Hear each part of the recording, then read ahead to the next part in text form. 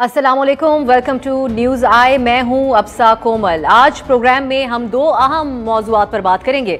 पहला है पीडीएम, जिसके इख्तलाफात पर लम्हा ब लम्हा सूरत हाल बदल रही है, और दूसरा है इमरान खान और जहांगीर तरीन में दूरियों से मुतालिक पंजाब में हुकूमत के लिए मुमकिन तौर पर बढ़ते चैलेंजेस, जिसके ऊपर हर कोई आज बात कर रहा है, उसको भी हम प्रोग्राम का मौजू बनाएंगे। पहले बात पीडीएम की करेंगे। आज एएनपी और पीपल्स पार्टी के वफूद के दरमियान एक मुलाकात हुई, जिसके बाद मीडिया से भरपूर गुफ्तगू भी की गई, जिसमें एएनपी के मियां इफ्तिखार ने कहा कि एएनपी ने पीडीएम को नहीं छोड़ा, बल्कि इन्होंने इसको इस जो इत्तेहाद है इसको तोड़ दिया, और इत्तेहाद टूटने का पूरा मलबा उन्होंने पीडीएम के नायब सदर पर डाला।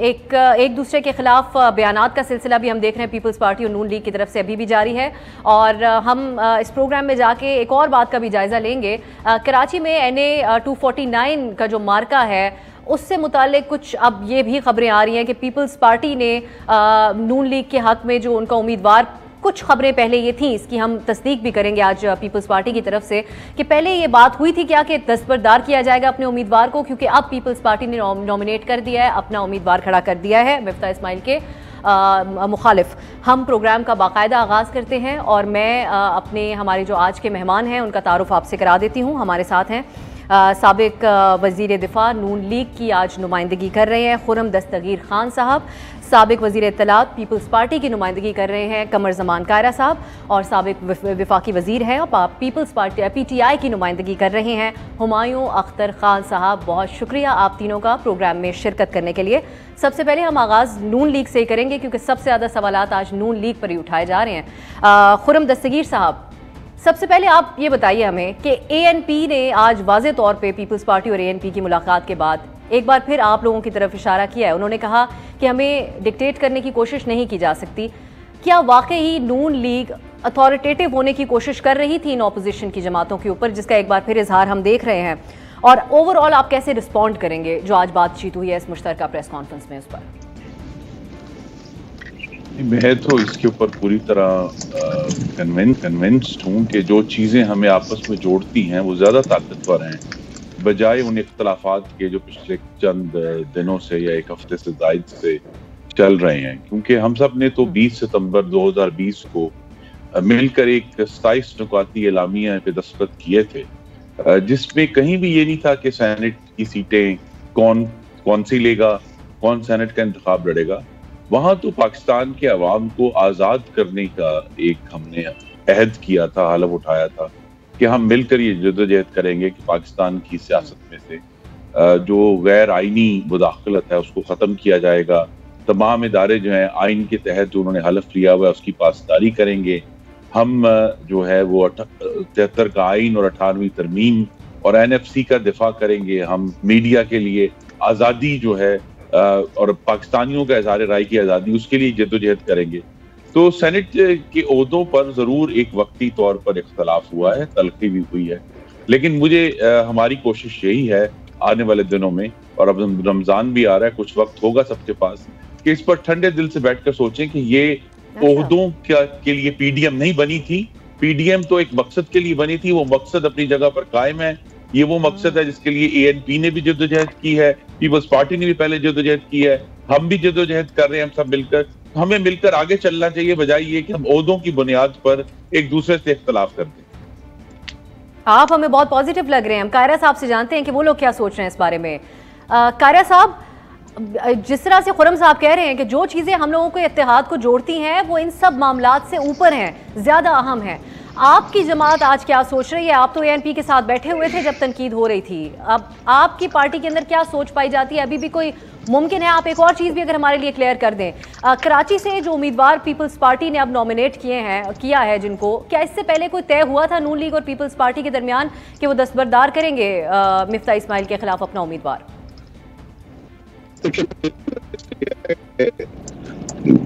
जो बात कही है खुर्रम दस्तगीर साहब ने, जिस तरह कही है, जिन अल्फाज में कही है, कौन शख्स होगा जो इस बात के ऊपर कोई कमेंट करेगा, कोई उसको नफी समझेगा? एक बड़ी मुस्बत रंग है, बड़ा मुस्बत तरीका है, चीज़ों को देखने का एक सही एंगल है। तो मैं तो इनको अप्रिशिएट करता हूँ, बड़ी अच्छी बात है। तो सर खुर्रम साहब आप इस बात पर रिस्पॉन्ड कर दे, फिर हम हुमायूं साहब की तरफ जाते हैं। खुर्रम साहब, आप जिस तरीके से जितने पॉजिटिव और मुस्बत अंदाज में बात कर रहे हैं, क्या आप लोगों की लीडरशिप इस तरीके से बात नहीं कर रही? कायरा साहब जितना कह रहे हैं। जी देखिए, लीडरशिप के ऊपर फर्क जिम्मेदारियां हैं, उन्होंने कहीं ना कहीं डिसिप्लिन भी कायम रखना है। और वो चूंकि जैसे शाहिद अब्बासी साहब जो हमारे सीनियर वाइस प्रेसिडेंट हैं और पीडीएम के सेक्रेटरी जनरल है, चूंकि उनके घर पे एक बाकायदा अंडरस्टैंडिंग और एग्रीमेंट हुआ था, उनकी कहते हैं ना विटनेस है वो उसके कि सेनेट में जो चेयरमैन का इंतखाब है वो यूसुफ गिलानी लड़ेंगे, जो डिप्टी चेयरमैन है वो जेयूआई की तरफ से अब्दुल गफूर हैदरी साहब लड़ेंगे, और ऑपोजिशन लीडर जो है वो पीएमएलएन की तरफ से होंगे। तो जो शख्स खुद विटनेस हो और खुद जो जिसके घर पर ये फैसला हुआ हो, उसके लिए शायद मुश्किल हो जाए इसको नरमी की से देखना, क्योंकि उनके ख्याल में तो जाती तौर पर सबने कमिटमेंट दी थी। अब अगर इशू यहाँ एक ऐसी नहज पर पहुंचा है जहां हमें पीडीएम को कायम रखना मेरे ख्याल में बड़ा अहम है, और उन जिस मकासद के लिए नहीं कि जी सेनेट में कौन होगा, मैं बार बार इसलिए याद कर रहा हूँ, असल मकसद तो ये है कि हमने मिलकर अवाम जो चीख रहे हैं महंगाई की वजह से, जिनके गले कट गए हैं बिजली और गैस के बिलों से, जो अशियाए खुर्दनोश और दाल, घी, चीनी, आटा नहीं खरीद सक रहे, उनकी जो अजियत की आवाजें हैं वो हमें मिलकर हुकूमत तक पहुंचानी है। वो ज्यादा अहम काम है। हमने जो कश्मीर के ऊपर हुकूमत ने पसपाई इख्तियार की है, वो हमने अवाम की आवाज हुकूमत तक पहुंचानी है। तो ये अवाम की आवाज हुकूमत तक पहुंचाना ऑपोजिशन का ज्यादा अहम मकसद और एम होना चाहिए, बजाय ये कि हम कहेंगे सेनेट में कौन हज़्ब इख्तिलाफ का लीडर है। इस सब में एक बहुत बड़ा सवालिया निशान ये है कि जिन ख्यालात का आप इजहार कर रहे हैं, क्या ये आवाजें, इस किस्म की आवाजें मेजॉरिटी में हैं इस वक्त आप लोगों की तरफ?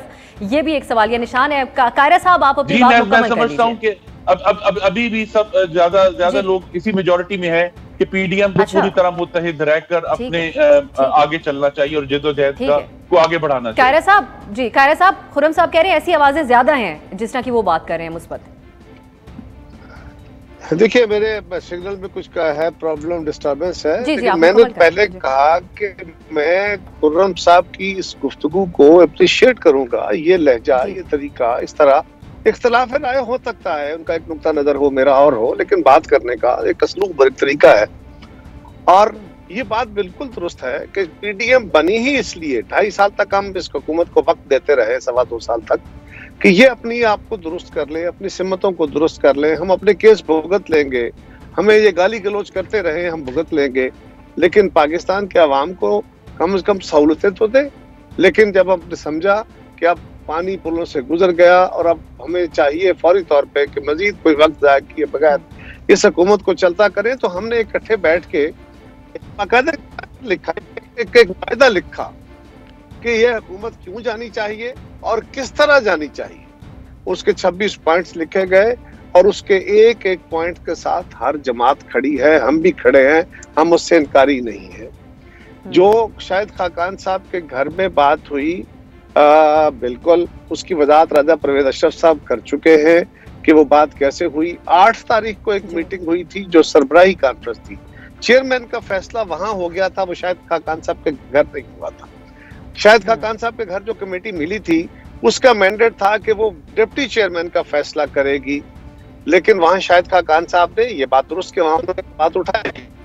राजा साहब ने कहा कि हमारे पास इसका मैंडेट नहीं है, इसको अब जाने देते हैं, पहले जो जिस काम के लिए हम इकट्ठे हैं वो करें। शाहिद साहब ने कहा नहीं ये एक चेक ले ले। उसके बाद फिर हमने ये भी कोशिश की कि हम जब चुरा लिया गया हमसे डाका मार के गिलानी साहब का, चेयरमैन का, तो हमने फिर ये भी गुजारिश की कि काम करते हैं, गिलानी साहब का हमने अदालती केस शुरू किया है, जब तक वो केस फाइनल नहीं हो जाता 2-4 महीने में, 2-3 महीने हो जाएगा, ये कोई बड़ा केस नहीं है, तो उतने वक्त के लिए कम से कम उनको लीडर ऑफ द अपोजिशन बना ले। क्योंकि जो उन्होंने एक फिजा खड़ी की है गिलानी साहब ने, उनके इलेक्शन ने कौमी असेंबली से, जो हमने सारी जमातों के तावन से लड़ा, हालांकि वो एक हारा हुआ इलेक्शन था, लेकिन वो अल्लाह ताला का फजल रहा, हम सब ने कोशिशें की, सब जमातों ने हमें वोट दिए और हम कामयाब हुए। वो हमारी अकेले की कामयाबी नहीं थी, वो पीडीएम की कामयाबी थी। इसी तरह सेनेट के चेयरमैन में हमने मिलकर इलेक्शन लड़ा, हम कामयाब हुए, पीपल्स पार्टी नहीं, हम पीडीएम कामयाब हुआ। ठीक है। और उस पे एक तनाजा खड़ा हो गया। कहा गया हमारे दोस्तों की तरफ से, हुमायूं साहब को भी शामिल कर लें अगर आपकी इजाजत से हम गुफ्तगू में लेकिन ये बात हमारे लिए अब इसको जज करना बहुत मुश्किल हो गया है कि कौन सच बोल रहा है कौन झूठ, क्योंकि शाहिद खाकान साहब ने कहा था कि लीडर ऑफ द ऑपोजिशन के ऊपर का दुआए खैर भी हो गई थी। इसमें हम आगे जाके बात करेंगे। हुमायूं साहब, अब आप वज़ीर आज़म साहब ने ये कह दिया है कि पीडीएम के मामलात के ऊपर बयानबाजी ना की जाए, अपनी हुकूमत के जो कामयाबियां हैं उनका मीडिया के ऊपर जिक्र करें आके हुकूमती अरकान। तो आप नहीं समझते, क्योंकि कौमी मामलात के ऊपर अभी भी हम देख रहे हैं कि दोनों पार्टीज काफ़ी हद तक मिली हुई हैं। फिर यहाँ पे अभी हमारे प्रोग्राम में आपके सामने कायरा साहब और खुरम दस्तगीर साहब कुछ मामलात पे खुशगवार मूड में भी बात कर रहे हैं। तो इतना कॉन्फिडेंस क्यों है हुकूमत को कि ये लोग आपस में इनके मामलात ख़राब हो चुके हैं, अब हमें इनसे कोई थ्रेट नहीं है? एक दो मेरी चंद गुजारिशात हैं कि मकासद, जिन मकासद को लेके पीडीएम निकली थी, तो मैं गुजारिश करना चाहूंगा कि उनमें से एक पार्टी 62 साल से किसी न किसी सूरत में इक़्तिदार में रही है और दूसरी पार्टी 40 साल में, और इन दोनों पार्टी के लीडरान बाय द वे सेलेक्ट होके आए थे, मार्शल लॉ गवर्नमेंट्स में सेलेक्ट होके आए थे। इनके खिलाफ एक नई फोर्स उभरी 2018 में जिसको कहते हैं पीटीआई। इसने 31% वोट लिया और 1,75,00,000 वोट हासिल की है, और ये इनका पहला टेन्योर है। बाकियों के 40 से 60 साल हो चुके हैं। ये पार्टी ऐसी, और इसका वोट बैंक तकरीबन उधर का उधर खड़ा है, प्लस और माइनस को 1% नीचे हुआ होगा। पीटीआई का वोट बैंक उधर का उधर खड़ा है। अब आपने देखा कि पीडीएम की गलत फैसले कहाँ हुए। इनका ख्याल था कि पीटीआई इंतहाई गैर मकबूल पार्टी है और लाखों की तादाद में अवाम पीडीएम के साथ बाहर निकलेगी पीटीआई के खिलाफ, वो ना हो सका। इनकी एक मेजर स्ट्रेटेजिक गलती इनमें से चंद पार्टियों की कि इन्होंने खतरनाक रेटरिक अपनाया और पाकिस्तान के सिक्योरिटी की इदारों के जो लीडर्स थे उनको बाय नेम अटैक किया, और उनका ख्याल था कि शायद ये किसी तरह के दबाव में आ जाएं। ये इस तरह के काम पहले जुडिशरी के खिलाफ भी कर चुके हैं, लेकिन ना तो वो इदारे दबाव में आए और ना ही उनकी मकबूलियत में, और ना ही वो पॉलिटिकल इदारे हैं कि उनको मकबूलियत की इतनी फिक्र है, लेकिन वो एक्चुअली बड़े मकबूल इदारे हैं क्योंकि वो इक़्तिदार में तो है नहीं और पाकिस्तान के अंदरूनी और बैरूनी मामलात में कुर्बानियां दे रहे हैं और लाखों की तादाद में शहादतें दे रहे हैं। वो नहीं हो सका। लाहौर का जलसा फेल हो गया। पीएमएलएन के अंदरूनी इंतशार सबको मालूम है, जेयूआई का अंदरूनी इंतशार सबके सामने है। अब पीडीएम में रहा क्या है जो कि हम इससे बहुत खौफजदा हो जाए। हम ओवर कॉन्फिडेंट नहीं होंगे। हमारी तवज्जो अब ये है कि माजी में तो जो हमने किया सो किया, हम अगले 2 साल इस मुल्क में नौकरियां पैदा करना चाहते हैं, हम ग्रोथ रेट बेहतर करना चाहते हैं, रेवेन्यू बेहतर करना चाहते हैं, ताकि एहसास प्रोग्राम को हम ज्यादा फंडिंग कर सकें और पब्लिक सेक्टर डेवलपमेंट प्रोग्राम में बड़े बड़े प्रोजेक्ट्स हम फंड कर सकें। हमारा मकसद अब ये है। अब ये आपस में लड़ते रहेंगे। जब एक मुहिम और एक तहरीक, जिसको उन्होंने कहा, हम तो तहरीक नहीं समझे कभी, खत्म होती है, तो बिल्कुल जो चीजें आप देख रहे हैं, जब कलेश फलां ने ये इल्जाम लगाया, फलां ने वो इल्जाम लगाया, बिल्कुल इसी तरह होता है। लेकिन अब आप पीडीएम को भूल जाएं। अब आगे कुछ ये करें तो करें, पीडीएम से किसी किस्म की कोई तवक्को ना रखी जाए।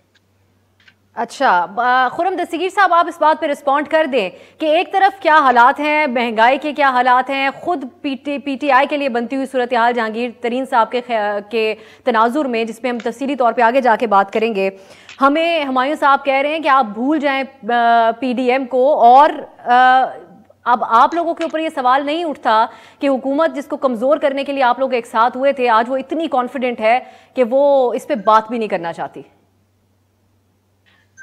जी, दीवार पर अब लिखा गया है कि इमरान खान और उनकी जमात पाकिस्तान चलाने के अहल नहीं है, उस्मान बुज़दार पंजाब चलाने के अहल नहीं है। और ये एक मुस्तकिल पिछले 3 साल में नालायकी और गरीब दुश्मनी और माफिया सरपरस्ती की दास्तान है, जिसने पाकिस्तान को ना सिर्फ हर लिहाज से कमजोर किया है, बल्कि पाकिस्तानी आज भूखे हैं, गरीब तर हैं, पहले से ज्यादा बेरोजगार हैं। अभी जो नंबर्स आ रहे हैं उसमें कोविड का भी हिस्सा है, लेकिन ज्यादा हिस्सा इस हुकूमत की गलत मुआशी पॉलिसी का है कि इन 3 सालों में रफली 3 करोड़ 20 लाख पाकिस्तानी जो है वो खते गुर्बत से नीचे चले गए। यानी वो लोग जो मुस्लिम लीग नून के दौर में अपने बच्चों को खाना खिला रहे थे, आज वो अपने बच्चों को खाना खिलाने के काबिल नहीं रहे।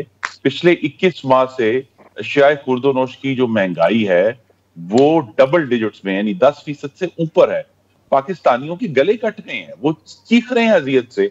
और जिस किस्म की एक सीरियल, जैसे कहते हैं ना, एक बाकायदा तौर पे सीरीज चली है माफिया की सरपरस्ती में, सबसे पहले दवाइयां, फिर चीनी, फिर आटा, फिर पेट्रोल, फिर LNG, फिर घी, फिर पोल्ट्री, फिर बिजली, फिर गैस, और लेटेस्ट एक बात करके फिर आप सवाल करें। एक मुझे इजाजत दे दें, तो इशू ये है कि वैक्सीन के मामले में इतनी बड़ी इन्होंने गैर जिम्मेदारी की है कि इनके पास अपने मेंबरान असेंबली को देने के लिए 1000 करोड़ रुपए हैं, लेकिन पाकिस्तानियों के लिए वैक्सीन खरीदने के लिए एक पैसा भी नहीं।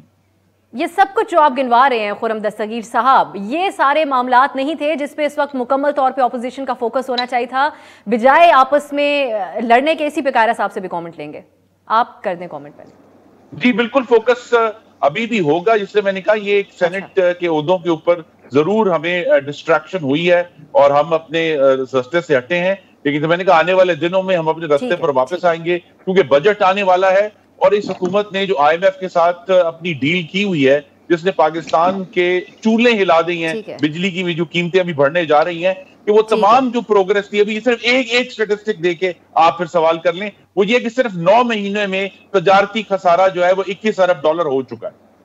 जी, आने वाले दिनों में इन पे बातें शुरू हो जाएंगी खुद से ही। कायरा साहब, अब हुकूमत को टफ टाइम देने पे आपका अलग तरीके से फोकस होगा और इनका अलग तरीके से, या साथ मिलके फोकस होगा हुकूमत को टफ टाइम देने पे, इन सब चीजों पे जो खुर्रम साहब ने गिनवाई है? देखिए, हमारी पहली गुजारिश तो यह है कि बिल्कुल वो हक़ाइक़ जो बयान किए हैं उन्होंने बिल्कुल दुरुस्त है, और ये हम नहीं कह रहे, हमारे इल्जाम तो अपोजिशन के हैं। आप हुकूमत के अपने फिगर्स उठा लीजिए, आप स्टेट बैंक की रिपोर्ट उठा लीजिए, आप वजारत शुमारियात की रिपोर्ट उठा लीजिए, आप आलमी इदारों की रिपोर्ट उठा लीजिए, आप किसी बाजार में चलते हुए आम आदमी से पूछ लीजिए, और छोड़िए अपने स्टूडियो में जो आपके स्टूडियो में काम करने वाले लड़के हैं, इनसे पूछ लीजिए कि जो बातें खुर्रम साहब मैं सेकंड कर रहा हूँ, क्या ये दुरुस्त है कि नहीं? क्या उनकी हालात कार में बेहतरी आ गई है, उनकी जिंदगी में आसानियां आ गई हैं? और जो बेहतरी का ख्वाब दिखाया जा रहा है पाकिस्तान की, वो एक टेम्परेरी फेज, अल्लाह करे वो मुश्किल हो, हम तो चाहते हैं पाकिस्तान बेहतर हो, लेकिन चूंकि बदौलत पाकिस्तान और गहरे घड़े में जा रहा। बट सवाल यह है कि अगर तो हुमायूं साहब ये समझ रहे हैं कि अब PDM में कुछ नहीं रहा और अब हमें हुकूमत को परेशानी कोई नहीं है, तो वो उसी लफ्जों में ये भी कह रहे हैं कि अब नहीं है, लेकिन जब ये इकट्ठे थे तब थी, अब नहीं है। तो हुमायूं साहब, इख्तलाफात होते रहते हैं, हम बहुत दूर थे, फिर हम इकट्ठे हो गए। कुछ मेरे जैसे लोग जज्बातियत में या अपने नासमझी में हालात को खराब कर बैठते हैं, और संजीदा लोगों का काम चीजों को संभालना होता है। मैं बिल्कुल ये बात सेकंड करूंगा कि हमारा ऑब्जेक्टिव लिखा हुआ है, वाज़ेह है। पाकिस्तान के अवाम इस वक्त हमसे तवक्को कर रहे हैं कि हम उठ के इकट्ठे हो के इस हुकूमत के खिलाफ लोगों को जोड़ के इनसे जान छुड़ाएं। याद रखिए, कोई बंदा तसव्वुर नहीं कर सकता था कि बेनजीर भुट्टो शहीद मियां नवाज शरीफ के पास जाएंगी COD कर, फिर उसके नतीजे में पाकिस्तान का आईनी ढांचा तश्कील पाएगा, खबर नहीं कर सकता था कोई, तसव्वुर नहीं कर सकता। बहुत बड़ा मुवाजना आप कर रहे हैं। हालात इससे तजाद है, हालात को देखते हुए बयान में आपके। हम ब्रेक की तरफ जाएंगे आप लोगों की इजाजत से, और ब्रेक के बाद इस गुफ्तगू को भी आगे बढ़ाएंगे और इस पे भी बात करेंगे कि जब जहांगीर तरीन साहब कहते हैं कि मुझे साइडलाइन करके हुकूमत को भी कोई फायदा नहीं होने जा रहा, तो इससे उनकी क्या मुराद होती है, इस पर भी गुफ्तगू करेंगे एक ब्रेक के बाद। Welcome back. बात करेंगे जहांगीर तरीन साहब के मामले की, क्योंकि अब ये अंदाजे लगाए जा रहे हैं कि हुकूमत को बहुत नुकसान हो सकता है इस सिलसिले में। हम सबसे पहले हुकूमत का मौक़िफ़ ले लेते हैं, हुमायूं अख्तर साहब की तरफ जाएंगे। हुमायूं साहब, अब ये सवाल तो उठता है और उठता रहेगा कि सबको एक तरफ रख के, जिन सब के ऊपर केसेस मौजूद हैं, क्यों कार्रवाई हुई जहांगीर तरीन साहब के खिलाफ, और आप हमें ये समझाइए कि क्या ये जो अक्रॉस द बोर्ड एहतसाब की बात शहजाद अकबर साहब भी कर रहे हैं कि अपनों के खिलाफ करनी पड़ती है कार्रवाई कभी कभी, क्या ये उसी का वही सिलसिला है, या फिर जिस तरह जहांगीर तरीन साहब खुद बजाते खुद कह रहे हैं कि उनको अटैक किया जा रहा है, तो आपके ख्याल में ये चल क्या रहा है इस वक्त हुकूमत के अंदर, सबको छोड़ के जहांगीर तरीन साहब क्यों? देखिए, जब अपोजिशन के खिलाफ कार्रवाई होती है, जो केसेस हमसे पहले बने हुए थे 2018 से, तब आप कहते हैं सिर्फ अपोजिशन। अब कार्रवाई इधर हो रही है, अदालती कार्रवाई है, सब जुडिस है। देखिए उसका नतीजा क्या निकलता है अदालतों में, प्रूविंग होती है नहीं होती। मैं गुजारिश करूंगा कि मेरी नजर में जहांगीर तरीन जरूरत से ज्यादा अहमियत लेने की कोशिश कर रहे हैं। जहांगीर तरीन साहब कोई काफी पुराने, खुर्रम दस्तगीर साहब तशरीफ रखते हैं, कायरा साहब तशरीफ रखते हैं, पुराने सियासी खानदानों से ताल्लुक रखते हैं। जहांगीर तरीन की पहली एंट्री 2002 में थी PMLQ में, सियासत में, और दूसरी एंट्री 2008 में थी पगाड़ा लीग से। ये दोनों दफा इनकी सीट जो थी ये अहमद महमूद साहब की, रहीम यार खान की सीट थी, इनकी अपनी सीट नहीं थी। ये दिसंबर में PTI में आए और इन्होंने एक बाय इलेक्शन लड़ा पहली दफा एक लोधरा के हल्के से, जिसमें वो उस वक्त जीत गए लेकिन उसके बाद नहीं जीत सके उस हल्के में। अब अगर जहांगीर तरीन ने पार्टी के लिए जदोजहद की है, वो उन्होंने लोग जो पार्टी में उनके थ्रू आए हैं, क्योंकि वो सेक्रेटरी जनरल थे इमरान खान के, वो जहांगीर तरीन की वजह से तो नहीं आए, वो तो इमरान खान की वजह से आए हैं पार्टी में। अब जहांगीर तरीन साहब, आप ये कह रहे हैं कि वो पंजाब में और वफाक में क्या कर सकते हैं और उनके साथ चंद MNA MPA खड़े हैं। देखिए, पंजाब में जहांगीर तरीन अपना कैंडिडेट तो नहीं लाएंगे, या वो PMLN का होगा, आई डोंट नो, इससे बहुत कम है, या वो अपना कैंडिडेट, या वो PMLN का कैंडिडेट होगा, या पीपल पार्टी का। और जो हमने अभी मुजाहरा देखा है सेनेट की लीडर ऑफ अपोजिशन के इलेक्शन में, तो आप जरा सोच सकती हैं कि अगर फॉर आर्गुमेंट सेक पंजाब में कोई वोट ऑफ नो कॉन्फिडेंस होता है या नेशनल असेंबली में, तो आपका ख्याल है कि पीपल पार्टी और PMLN आपस में मुतफ़िका उम्मीदवार लाएंगे? और आपका ख्याल है जहांगीर तरीन के पास जो 2-4 हैं MNAs MPAs, ये चेंज ले आएंगे? ये चीज बाकी मुझे बताइए, ये जो चंद MNAs MPAs खड़े थे, अगर ये पार्टी के साथ इस वक्त पार्टी के खिलाफ खड़े होते हैं, तो आपका ख्याल है अगली दफा इनको PMLN टिकट देगी या पीपल पार्टी टिकट देगी? और अगर वादे कर भी लिए हैं, तो आपको पता है कि सियासी पार्टियों के वादे जो हैं वो इलेक्शनों में फिर उनका क्या असर होता है। वो सब बातें तो एक तरफ है, लेकिन जो MNAs हैं, PTI के एक MPA खुर्रम लगारी साहब ने कहा है कि 30 MPAs पंजाब में जहांगीर खान साहब की साइड पे हैं, और अगर वो कहेंगे वही हमें पार्टी में लाए, अगर वो कहेंगे निकल जाओ कहीं और चले जाओ, तो हम उनके बात पे लब्बैक कहेंगे। आप इस पे भी हमें कमेंट करेंगे जो आप बात कह रहे हैं। खुर्रम लगारी साहब का एक काबिल एहतराम शख्सियत है, ट्रैक रिकॉर्ड है, वो पहले भी कुछ उनको गिले शिकवे रहे हैं हमारे साथ। अच्छा। ये जहांगीर तरीन साहब को भी पता चल जाएगा, जिस दिन 30 आदमी सामने को लाके खड़ा करेगा तो मैं देखूंगा। अभी तक तो चंद सिर्फ आदमी नजर आए हैं, और ना ही आपको और लोग नजर आएंगे, बिकॉज आप खुद सोचिए ये लोग क्या पॉलिटिकल फ्यूचर तस्वुर कर रहे हैं। क्या जहांगीर तरीन साहब की एक नई पार्टी है, या पॉलिटिकल फ्यूचर यही होगा ना कि वो मेजर पार्टी के साथ रहें, या वो PTI के साथ रहें, या पीपल पार्टी के साथ रहें, या वो PMLN के साथ रहें? और ये जो सियासी वादे होते हैं, जो इस वक्त बला फुसला लिया जाता है इलेक्शनों के टाइमों पे, ये सारे इलेक्शन लड़ने वाले पॉलिटिशियन हैं, इनको पता है कि इन सियासी वादों की क्या अहमियत होती है। मैं किसी किस्म की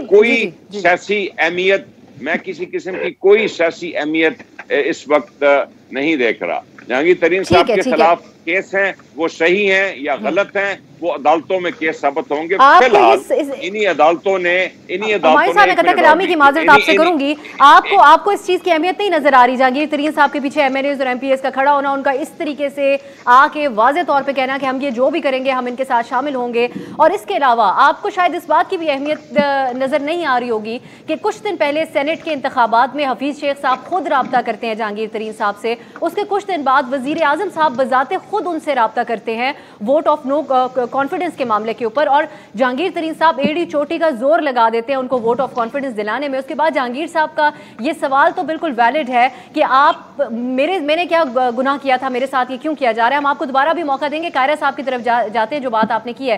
कायरा साहब, आगे जाके अगर ऐसा होता है कि सीएम साहब के खिलाफ, पंजाब के सीएम के खिलाफ नो कॉन्फिडेंस का वोट लाने की बात होती है, तो जैसा हुमायूं साहब कह रहे हैं आप और नून लीग साथ मिलकर कुछ कर सकते हैं इसके ऊपर, अगर यहां तक बात पहुंचती है तो? दो बातें। पहली तो गुजारिश है क्या कि सियासी जमातों के अंदर आपस में इख्तलाफात होते हैं, तलखियां होती है, इससे बहुत बड़ी बड़ी तलखियां रही और हम इकट्ठे हुए, वक्त ने हमें इकट्ठा किया, जिम्मेदारियों ने हमें इकट्ठा किया। आज भी पाकिस्तान के सियासी हालात और मुआशी हालात हमें इस बात की हमसे तकाजा कर रहे हैं और हमें रिस्पॉन्ड करना होगा। हमारे पास पॉलिटिकल पार्टी के पास कोई रास्ता नहीं है कि हम सिंगुलरली या कलेक्टिवली इस हुकूमत के खिलाफ तो एक मुहिम चलाएं, और कलेक्टिवली ज्यादा बेहतर मूवमेंट चल सकती है। हम तवक्को कर रहे हैं और पूरी करेंगे सी के अंदर डीएम के मुतालबात हैं, हम पे बात करें, और जो गुफ्तगू हुई है, तलखियां हुई है, उन तलखियों को भी मजीद बढ़ावा न दिया जाए। हमें तवक्को है अगर खुर्रम साहब वाला लगा तरीकाकार और सोच अडाप्ट हो गई तो मुस्लिम लीग भी ये करेगी, और शेयर वॉइसेस जो है उनको प्रिवेल करना होगा, यही आगे बढ़ने का रास्ता है। लेकिन मैं एक और हम बात करना चाहता हूँ। ये जो वैसे तो जहांगीर तरीन साहब की बात बाद में करते हैं, हुमायूं अख्तर साहब कह रहे हैं ना कि इससे पहले तो खतरा था, तो हुमायूं साहब इसका मतलब है अगर हम दोबारा इकट्ठे हो गए तो आपका खतरा वापस आ जाएगा ना। तो आप बस जमा खातर रखिए। मैं आपको यहाँ इस प्रोग्राम में कहने लगा हूँ, मैं अपनी जमात से कोई मुशावरत करके बात नहीं कर रहा। आज अगर मुस्लिम लीग आज हमजा शरीफ साहब को चीफ मिनिस्टर का अल्टरनेटिव कैंडिडेट दे के नो कॉन्फिडेंस क्वेश्चन मूव करती है, तो पीपल्स पार्टी के पास वोट तो साथ है, हम वो वोट भी देंगे, और जो हमसे हमारे अवसर वास्ते में वोट हुआ पूरे कोशिश के साथ इनके साथ खड़े होंगे। अगर मरकज में करेंगे, क्योंकि ये हमारा मुतालबा है। वोट नहीं देंगी अपने साथियों के, देखे ना वो, देखे वो और बात है। आपने मेरी जमात का कहा, मैं उसका जवाब दिया। मरियम साहबा का जवाब खुर्रम साहब देंगे। आपने किस पार्टी का कहा वो मैंने कहा। दूसरी गुजारिश है, खुर्रम साहब से दूसरी गुजारिश है उनकी यहाँ भी गुजारिश है इस चीज की, जहांगीर तरीन साहब का जो इशू है, मैं मेरी एक मिनट मेरी बात जरा खत्म हो जाने दें। जल्दी से जहांगीर तरीन साहब का इशू जो है तरीन साहब देंगे या दे रहे हैं। मैं सिर्फ इतना कह रहा हूँ कि खान साहब की हुकूमत बनाने से पहले जो लोग ज्वाइन कराए गए, उससे पहले और उस पूरी कैंपेन के अंदर, फिर हुकूमत बनाने में, आगाज में, काबीना बनाने में उनका बड़ा रोल रहा, और एतमाद का वोट हासिल करने तक। मेरा सवाल सिर्फ यह है कि एक शख्स, उनकी खान साहब की जमात में इस वक्त मुल्क की कोई 65% चीनी पैदा करने वाले जो मालिकान हैं मिलों के, वो पीटीआई के हैं, तो क्यों सिर्फ एक शख्स के हिसाबात की जांच पड़ताल हो रही है? क्यों नहीं बाकी लोगों के जो मैं चाहती हूँ खुर्रम साहब से भी आखिरी कमेंट फ्रीज हो रहे हैं। जी खुर्रम साहब, आप ये हमें बता दें कि अगर जिस तरीके से पॉजिटिविटी का इजहार आप इस प्रोग्राम में करते आ रहे हैं, उसकी वजह से कायरा साहब का भी बहुत मुस्बत रवैया है आज, तो अगर पीपल्स पार्टी इस तरह के किसी मामले पे आप लोगों का साथ मांगेगी तो आप लोगों का साथ उनको हाजिर होगा? हुकूमत को क्या पैगाम देंगे आप इस प्रोग्राम के प्लेटफॉर्म से? जी, हुकूमत को पैगाम ये है कि जितने एमपीए जहांगीर तरीन के साथ अदालत में गए थे, उनमें से आधे भी अगर आने वाली किसी तहरीक को सपोर्ट कर दें तो पीटीआई की पंजाब में हुकूमत गिर जाएगी। जो आखिरी टेस्ट हुआ था पंजाब असेंबली में, उसमें 7 वोटों का फर्क हुआ था। जब आखिरी वोटिंग हुई थी 183 की वोटिंग पे लास्ट टाइम पंजाब असेंबली ने अपना फैसला दिया था, तो सिर्फ 7 वोटों का फर्क है, और वहां जहांगीर तरीन साहब के साथ तो बहुत ज्यादा लोग एमपीएस थे जो गए हुए। तो ये बड़ा क्लियर एक सिग्नल है कि इनकी पंजाब में हुकूमत अब मुस्तहकम नहीं रही, और ये बात इस पे गौर होगा कि क्या अब वक्त आ गया है, खासतौर पे जब बजट सेशन करीब है, कि फाइनेंस बिल पे या वैसे तरीके अदम एतमाद के जरिए इस हुकूमत को गिराना बेहद आसान हो गया है। और इसमें जरूरत इसी बात की है कि पीडीएम अपने जो अभी के इख्तलाफात पैदा हुए उन्हें भुलाकर जो है ऐसी चीजों पर फोकस करे कि कहाँ हम इकट्ठे होकर अपने मकासद हासिल कर सकते हैं और इस गरीब दुश्मन, तरक्की दुश्मन, कश्मीर दुश्मन हुकूमत से छुटकारा पा सकते हैं। क्योंकि ये पहले दिन से पीटीआई जो है वो एक बेजोड़ अज्जा का मजमूआ है जिसको इकट्ठा करके बनाया गया इस मकसद के लिए कि जी ये हमने एक खास ग्रोह को हुकूमत देनी है, लेकिन ये बेजोड़ अज्जा जो है ये किसी भी तरह डिलीवर नहीं किया। पंजाब में पिछले 3 साल से एक नई ईंट नहीं लगी। पंजाब की अमन व अमान, पंजाब की सेहत, पंजाब की तालीम, उसका बेड़ा गर्क हो गया है। पाकिस्तान के जो आधी आबादी है वो अब बिलक रहे हैं कि भाई वही पंजाब हुकूमत जो हमें फ्री दवाइयां देती थी आज वो अस्पतालों में पैसे चार्ज कर रही है। वही पंजाब हुकूमत जो है जो सड़कें और स्कूल और मेडिकल कॉलेज और कॉलेज बना रही थी आज वो खत्म हो गई है। तो लिहाजा ये जो इशू है कि ये यहाँ इस जहांगीर तरीन साहब की वजह से क्लियरली एक दरार सामने आ गई है। ऐसी हुकूमत जो पहले ही ऐसी पार्टियों पर कायम है जिन्हें इमरान खान साहब किसी को फैशिस्ट कहते थे, किसी को पंजाब और आप लोगों की बातों से हमें अंदाजा हो रहा है, कलामी की माजरत, आपकी और कायरा साहब की बातों से अंदाजा हो रहा है कि आप लोग काफी हद तक इससे फायदा उठाने को भी तैयार हैं अगर मामलात इस तरफ जाते हैं। तो हमारे पास वक्त होता तो हुमायूं साहब को इस पर रिस्पॉन्ड करने का भी मौका देते, लेकिन आप तीनों का बहुत बहुत शुक्रिया प्रोग्राम में शिरकत के लिए। हम एक ब्रेक की तरफ जाएंगे। Welcome back. ब्रेक से पहले हमारे तीनों मेहमान गुफ्तगू कर रहे थे, उसका कुछ खुलासा कर देते हैं आपके लिए। हुकूमत उनकी गुफ्तगू से हमें यही लगता है कि अपनी बहुत सारी मुश्किलात के बावजूद अभी भी पीडीएम को अपने लिए खतरा नहीं समझ रही, लेकिन जो अपोजिशन के दोनों सीनियर रहनुमा हमारे साथ मौजूद थे उनकी गुफ्तगू से हमने ये अंदाज़ा लगाया कि पंजाब में अगर उनको पीटीआई की हुकूमत को गिराना पड़ा मिलकर तो वो उसके लिए अभी भी तैयार हैं, समझते हैं कि उसकी गुंजाइश है। लेकिन कायरा साहब ने बहुत समझदारी के साथ इसको मशरूत कर दिया हमजा शहबाज के कायदे ऐवान होने से, जो कि हमें पहले भी इत्तलात यही मिल रही थी कि नून लीग को इसके ऊपर एतराज़ था। देखते हैं ये सारे मामलात आने वाले दिनों में किस तरह डेवलप होंगे। इजाज़त दीजिए, खुदा हाफिज़।